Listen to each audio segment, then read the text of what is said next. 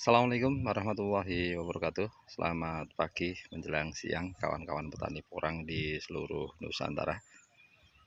Hari ini hari keempat kita melakukan proses pembongkaran umbi yang di lahan terbuka, yang mana kurang lebih ya sepertiga ya, atau barangkali ya sekitar sepertiga lahan ya, hampir setengah lahan itu tercanggul ya, terpanen. Kalau yang sebelah sana separuh belum ya. Kemudian yang atas ini, ke atas itu, yang atas masih ada proses pembongkaran ya, yang petakan-petakan kecil. Dan kemudian yang ini ya, petakan yang kita pejak ini masih dalam proses pembongkaran pula. Kemudian yang sebelah sini sudah, itu yang sebelah bawahnya belum, karena kemarin kita sampling itu umbinya agak besar-besar. Kemudian yang bawahnya sudah, yang sebelah sananya ke bawah full ya, sampai pepohonan belum.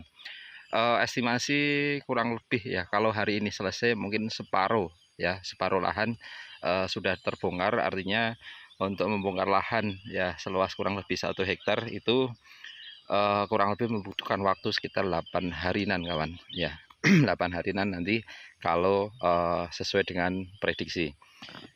Kemudian untuk yang lahan naungan yang di sebelah sana ya, sebelah sana itu juga nanti kita bongkar, tetapi nanti kita bongkarnya kalau daerah sini sudah selesai kawan.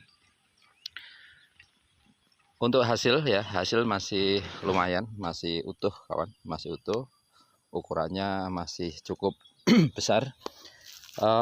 Yang menggunakan katak ya, ya ukurannya seperti ini ya, lumayan lah. 4 on juga ada, 3 on juga ada. Kemudian ini juga ada. Nah ini karena proses menyangkul, kadang-kala ada umbi yang tercanggul seperti ini, tergores. Ini juga sama ya, ada yang tergores. Kalau ini malah lebih ya, lebih lebar tersangkulnya. Nah kemudian kalau kemarin ada yang bertanya apakah umbi sebesar itu memang benar-benar dari katak atau tidak. Dapat dilihat dari kondisi umbi kawan ya. Kondisi umbi ini adalah kondisi pada bagian punggung itu halus, ini adalah murni dari katak. Dan kemudian kalau kita melihat riwayat ya, riwayat dari mulai proses olah lahan, pembuatan pupuk dasar, itu kita dokumentasikan di channel ini ya. Itu dari mulai tahun lalu di bulan September atau Agustus itu mulai pembuatan pupuk itu kita dokumentasikan sampai proses penanaman, kataknya pun kita tunjukkan, cara tanamnya juga kita tunjukkan. Memang ya murni dari katak ya. Ini pun adalah katak yang langsung tunas 2, hasilnya seperti ini, 2 tunas bersamaan ya, setengah kilonya juga dapat. Kemudian yang ini juga kurang lebih 1 kilo, ini juga dapat ya. Artinya kalau kita amati ya, kalau kita bersihkan ini, contoh misalnya bahwa ada pembeda ya antara umbi yang berasal dari katak dengan umbi yang berasal dari umbi ya. Bibit umbi itu agak berbeda. Itu salah satunya ciri-ciri yang mudah itu pada bagian punggung sini itu tidak ada bekas lepasan umbi. Kemudian yang kedua, pada bagian punggung ini lebih halus ya, lebih halus ya, bekas-bekas lepasan akarannya itu lebih halus. Ini murni dari katak. Nah kemudian ini juga hasilnya seperti ini kawan ya, seperti ini juga terkena cangkul ya, karena ya orang nyanggul itu kadang-kala ketika nancep cangkul ke bawah ini terkena pada bagian umbinya. Ini kita tunjukkan hasilnya kawan ya, memang bervariasi ya, bervariasi. Dan ini menjadi evaluasi kami ke depan, dan barangkali evaluasi untuk teman-teman yang ingin tanam porang. Kemarin sudah kita sampaikan ya, kendala kita tanam porang di lahan terbuka itu adalah kendalanya di awal masa tanam ya. Setelah ditanami padahal kita tanamnya adalah katak bertunas ya, katak bertunas. Tetapi setelah kita tanam ternyata dalam beberapa hari tidak turun hujan, itu yang terjadi adalah tunasnya gosong kawan. Ya, yang terjadi tunasnya gosong. Nah, kalau tunasnya gosong, otomatis katak tersebut akan membentuk tunas baru pada bagian yang lain, sehingga akan mengalami keterlambatan tumbuh. Contoh misalnya gini kan, ini adalah katak ya, bibitnya katak yang sama dengan umbi yang seperti ini. Ini bibitnya sama ya, sama. Di bulan Desember tahun lalu itu kita review, yaitu tanam katak 3 bulan baru tumbuh. Artinya bahwa kita prediksinya adalah ini umbi yang sebesar ini adalah umbi yang dihasilkan dari katak yang terlambat tumbuh kawan. Selisihnya adalah sekitar 3 bulan. Pada masa 3 bulan itu, contoh misalnya mereka sudah dengan selisih 3 bulan, otomatis pengumpulan nutrisi, karbohidrat atau yang lainnya untuk membentuk umbi ini mengalami selisih jeda waktu 3 bulan. Dalam 3 bulan itu otomatis yang terlambat itu adalah lebih kecil, kemudian yang mereka mengumpulkan nutrisi dari awal bisa sebesar ini ya. Ini juga ya besar, ini kecil ya, kecil seukuran segini. Ini indikasinya adalah yang kecil-kecil semacam ini adalah yang mengalami keterlambatan tumbuh kawan. Nah, solusinya bagaimana ya? Solusinya itu artinya bahwa setelah evaluasi hasil panen, kita tunjukkan kepada rekan-rekan semua, ini evaluasi yang kita lakukan untuk musim tanam yang akan datang adalah ketika kita tanam di bulan Oktober ya, di bulan Oktober nanti kita tanam ya, kita tanamnya biasanya nunggu ada hujan 1 atau 2. Setelah itu baru kita masukkan katak ke dalam lahan. Nah, ketika kita memasukkan katak ke dalam lahan, barangkali contoh misalnya dalam waktu 3 hari tidak hujan, maka rencananya adalah akan kita lakukan penyiraman kawan ya, penyiraman ya, akan kita lakukan penyiraman. Lah, apakah tidak menambah biaya ya? Apakah tidak menambah biaya? Ya, sekarang kita hitung kawan, kalkulasinya seperti ini. Ini adalah umbi yang mengalami keterlambatan tumbuh. Toh kemarin yang tumbuh di bulan Desember itu baru 50% yang sudah keluar daun. Tetapi setelah itu ya, akhirnya kan ada hujan setiap hari. Yang 50% itu mulai tumbuh dan bisa dikatakan 97,5 lah, itu mayoritas tumbuh semua walaupun tumbuhnya terlambat.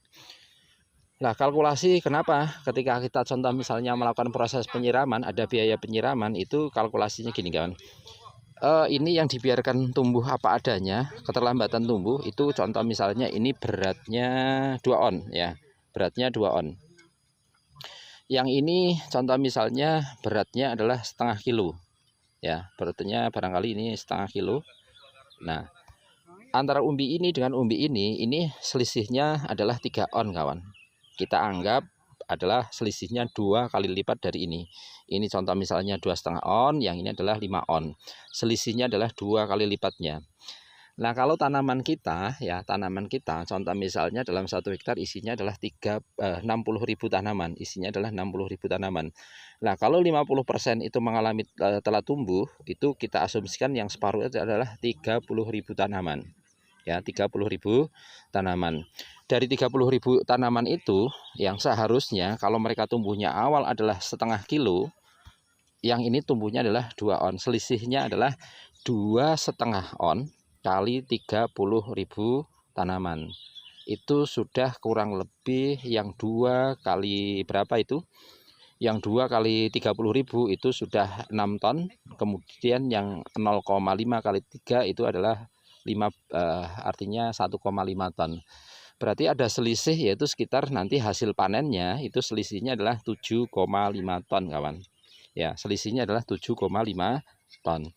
Nah, 7,5 ton itu kalau ya contoh misalnya di harga berapa ya? 6.000 lah per kilonya, adalah 6.000 contoh misalnya. Ya, kalau masuknya umbi produksi contoh misalnya kita asumsinya adalah harga 6.000. 6.000 ya kali 7 ton saja ya 6.000 kali 7 ton saja itu selisihnya sudah 42 juta kawan ya, selisihnya sudah 42 juta hasil yang terkurangi apabila kita apa adanya biar mereka katanya tumbuh apa adanya. Oleh karena itu dengan selisih 42 juta dalam 1 hektar umbi-umbi yang mengalami keterlambatan tumbuh itu ya, porang yang mengalami keterlambatan tumbuh itu, contoh misalnya kita tanamnya adalah Oktober kawan ya, Oktober di daerah kami itu Oktober ya, akan ada hujan yang rutin per minggu 1 atau 2 kali, itu adalah biasanya di bulan November. Oleh karena itu kita akan melakukan proses penyiraman kurang lebih antara 1 bulan sampai 1,5 bulan per 2 hari atau 3 hari. Kita anggap adalah per 3 hari kawan, per 3 hari kita siram, per 3 hari kita siram rutin ya. Itu berarti kurang lebih memakan berapa ya? Memakan biaya tenaga kerja itu kurang, contoh misalnya 2 orang ya, 2 orang kita asumsikan full 200.000 ya. 200.000 per harinya. Nah itu dalam 1,5 bulan itu berarti kita melakukan proses penyiraman adalah 15 kali. 200.000 kali 15 kali itu adalah 3 juta kawan. Kemudian ada biaya beli contoh misalnya Alkon ya, Alkon dan juga jet ya, jet atau shotgunnya ya, yang untuk nyiram dengan radius 20 meter itu kurang lebih memakan biaya 5 juta. Berarti ketemu total global adalah sekitar 8 juta rupiah. Nah dari biaya 8 juta rupiah itu akan tertutupi dari hasil panen yang tadi selisihnya kurang lebih ada 42 juta rupiah kawan. Nyatanya dalam 1 petakan itu kan kita tanamnya adalah menggunakan katak-katak yang seragam ya, katak yang ukuran seragam. Ini ada umbi yang bisa contoh misalnya ini beratnya 1 kilonya lebih kawan. Ini juga 1 kilonya lebih ya, 1 kilonya lebih ya. Kemudian ini kisarannya juga 1 kilonya lebih. Ini juga sama dari katak ukuran yang sama dengan katak umbi yang dihasilkan sekitar ini ya, sekitar 3 on ini ya, sama ya, sama. Tetapi ini mengalami keterlambatan tumbuh. Yang ini tumbuh dari awal, mereka sudah berakar, sudah mencari nutrisi, sudah tumbuh tunas kedua. Yang ini baru mulai tumbuh tunas. Ini sudah mulai tumbuh tunas kedua, yang ini baru mulai tumbuh tunas. Oleh karena itu ada keterlambatan dalam pembentukan umbi atau penyimpanan karbohidrat itu ada keterlambatan sehingga selisihnya sangat jauh. Kalau ini contoh misalnya 2,5 on atau 3 on, yang ini contoh misalnya 1 kilo 2 on, maka ada selisih adalah 4 kali lipatnya kawan. Kalau selisihnya semacam ini berarti ya bisa dikatakan selisih hasil panennya bisa kurang lebih ya selisih 50-an juta ke atas. Dan apabila kita mengeluarkan biaya untuk melakukan proses penyiraman atau penanggulangan di bulan Oktober ya, setelah kita tanam sampai di bulan November itu kurang lebih ya masih nutup lah biayanya dibandingkan dengan hasil dari panen yang agak kecil-kecil semacam ini ya. Ini sama ya. Kalau yang ini indikasinya adalah mereka ketika kita tanam langsung tumbuh ya, tumbuh akhirnya seperti ini ya, seperti ini. Ini kurang lebih besarannya ya kurang lebih hampir 2 kilo kawan ya, dari 2 kilo murni dari katak kawan. Ini murni dari katak, ini juga murni dari katak ya, ini murni dari katak sama. Artinya ketika kita tanam katak pun ya, terutama adalah katak-katak super ya, itu dalam 1 musim seharusnya kita sudah ada keuntungan ya, sudah ada keuntungan. Apalagi kalau katak itu sekarang harganya contoh yang super 170 itu 1 biji dengan isi sekilo isi 100, berarti 1 bijinya adalah 1.700 rupiah kawan. Kemudian biaya sewa, biaya olahan, biaya pupuk dasar, biaya perawatan dan lain sebagainya dalam 1 hektar itu kurang lebih membutuhkan per tanaman yang isinya 1 hektar 60.000 tanaman itu membutuhkan biaya ini adalah 1.000 rupiah per tanaman ya. Itu sudah intensif ya, sudah intensif. Pertanaman itu butuhnya biaya adalah Rp1.000. Apabila biaya bibit adalah 1.700 dan kemudian biaya perawatan ya mulai sewa lahan tadi pupuk dasar ya, biaya tanam sampai biaya panen itu adalah Rp1.000, maka kos yang dikeluarkan adalah 2.700 kawan. 2.700. Apabila harga umbi ini adalah contoh misalnya 6.000 ya, sekilonya adalah 6.000. Kalau ini dapatnya 1,5 kilo kawan ya, dapatnya 1,5 kilo, kita rata-rata 1 kilo saja ya. Kita rata-rata adalah 1 kilo saja. Kalau ini bisa 2 kilo ya, hampir 2 kilo ya, belum kita timbang. Kalau kita rata-rata 1 kilo saja harganya 6.000. Berarti 6.000 dikurangi 2.700. Ada keuntungan pertanaman adalah 3.300 kawan. 3.300 kita sudah dapat kataknya. Kataknya sudah dapat kita panen ya. Kataknya dapat kita panen, kemudian bisa untuk dijadikan bibit untuk ditanam di musim berikutnya. Nah, ini agak busuk karena ini dimakan ulet kayaknya kawan. Ini dimakan ular ya, ada ularnya. Kalau yang busuk semacam ini biasanya ular ya, ular di dalam. Nah, ini pun beratnya kurang lebih ya sekitar 2 kilo kawan ya. Ini beratnya kurang lebih 2 kilo. Ini satu katak jadi 2 umbi yang berhimpitan. Ini mata tunas 1, ini juga mata tunas 1. Ya, artinya bahwa ketika kita tanam ya intensif di lahan terbuka semacam ini, tapi syaratnya menggunakan MDPL ya, seperti daerah kami, ini MDPL-nya kisaran 350 sampai 370, karena kalau kita pengukuran dengan aplikasi tertentu kadang 350 sekian ya, dengan aplikasi tertentu lagi yaitu sekitar 370. Maka kita estimasi ya tinggi dataran di daerah kami itu adalah 350 sampai sekitar 370 mdpl. Ternyata hasilnya seperti ini ya, terlihat. Ini kalau agak jauh kurang begitu mengena ya. Kalau kita pegang beratnya sekitar segini, sekilo ya, sekilo. Itu satu musim bisa dipanen kawan. Nah, tadi ketika kita tambah biaya beli alkon untuk penyiraman ya, contoh misalnya, dan biaya tenaga habisnya adalah 10 juta rupiah, maka tadi bisa nutup biaya panennya ya, hasil panennya bisa nutup. Kalau ini bisa sebesar ini tertutupi kawan, daripada nanti panennya adalah yang sebesar-besar ini ya, yang sebesar ini. Ini yang sebesar ini pun kalau kita kalkulasi masih ada keuntungan ya, masih ada keuntungan yang kita dapatkan ya, karena kalau kita jual saat ini ya, ini per bijinya ukuran semacam ini adalah Rp4.000. Tadi biayanya kurang lebih habisnya sekitar 2.500 ya sampai 2.700. Berarti kalau kita jual adalah berapa? 4.000. Ini masih ada keuntungan sekitar 1.300 sampai 1.500 biji ya per bijinya. Itu masih ada keuntungan. Nah, apalagi kalau ini nominalnya sekarang adalah Rp7.000 1 kilo. Itu biaya awalnya adalah sekitar 2.500 sampai 2.700 ya. Ini harganya 7.000 ya, berarti ada keuntungan kurang lebih berapa ya, 4.300 per umbi ini, 4.300. Artinya yang ini keuntungannya agak banyak, yang ini keuntungannya agak kecil. Kalau ini dijadikan umbi bibit kurang lebih satuannya Rp4.000 ya. Begitu review hari ini.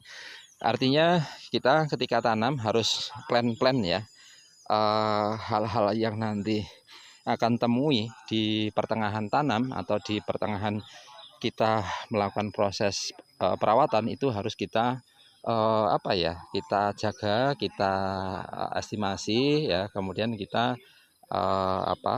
persiapkan dari awal, sehingga hasil panen nanti akan nampak lebih besar-besar kawan ya. Hasil panennya akan nampak lebih besar-besar. Nah, itu contoh misalnya lagi, ini juga uminya ukuran ya besar 2 kilo kawan, dari katak ya, murni dari katak ya, murni dari katak 100% kita jamin jujur ini adalah dari katak ya. Itu kurang lebih 2 kilo, walaupun hasilnya tidak merata karena kemarin kita tanamnya ada keterlambatan tumbuh kurang lebih 50-an% kawan. Itu ya, demikian dulu ya video kali ini pekerja masih istirahat sebentar, terlalu panas terik mataharinya.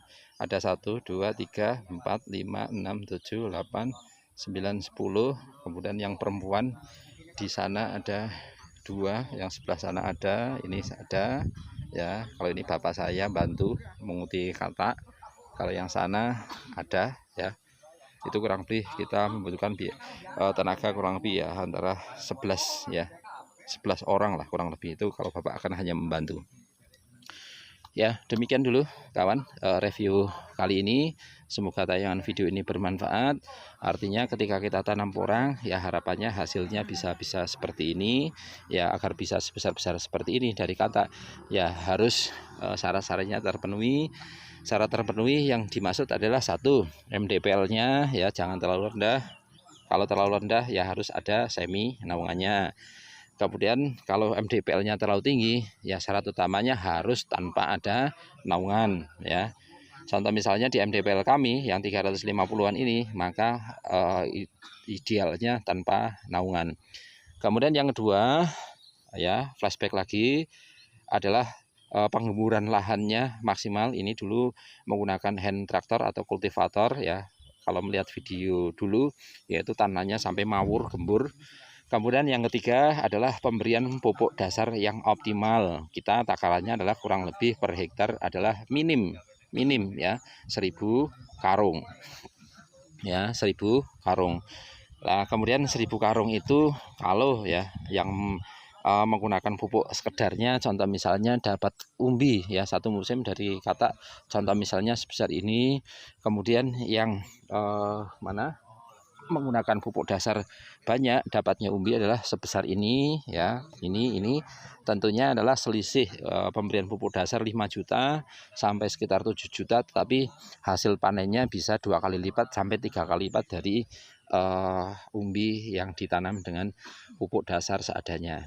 Kemudian dalam pemberian pupuk dasar itu setelah ditebar ke lahan, yaitu kita semprot dengan Biotogro ya, Aken Hayati. Di situ ada kandungan trichoderma, mycorrhiza ya, kemudian macam-macam lah ya. Itu untuk menghambat pertumbuhan dari jamur-jamur dan bakteri patogen. Kita gunakan itu Biotogro, alhamdulillah cocok. Nah, pupuk dasarnya yang kita tebarkan ke lahan juga kita semprot lagi ya, bersamaan kita mix Biotogro, POC ya, EM4, tetes tebu, kita mix 4 itu kita semprotkan ke pupuk lagi. Setelah itu pupuknya ditutup menggunakan tanah, menggunakan kultivator tertutup.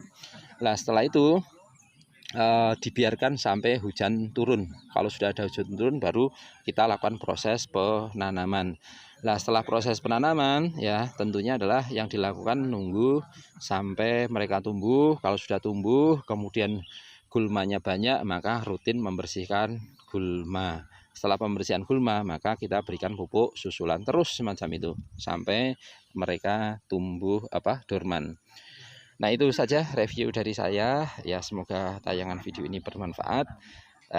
Kita ya tanam porang hasilnya melimpah ya. Yang diharapkan adalah ketika tanam adalah hasilnya melimpah, melebihi dari modal yang kita keluarkan. Syukur-syukur kalau kita modalnya contoh per hektar adalah 150 juta, maka harapannya dalam 1 musim kita dapat keuntungan bersih yaitu juga 150 juta rupiah. Kita tidak usah muluk-muluk terlalu tinggi lah ya, karena melihat kondisi harga umbi itu yang sekarang ya bisa dikatakan separuh dari musim lalu. Kalau musim lalu itu di bulan September bisa mencapai Rp14.000 di pabrik. Sekarang saat ini harganya baru mencapai Rp7.000, artinya separuhnya. Maka kita estimasi budidaya porang ya, kalau kita 1 hektar modal 150 ya, harapannya dalam 1 musim paling tidak dapat keuntungan ya kurang lebih sebesar 150 juta dengan catatan tadi hasilnya melimpah. Kalau hasilnya banyak terkena penyakit ya, hasilnya kecil-kecil ya tentu harus menunggu 2 musim. Itu saja, terima kasih, selamat beristirahat, selamat beraktivitas. Assalamualaikum warahmatullahi wabarakatuh.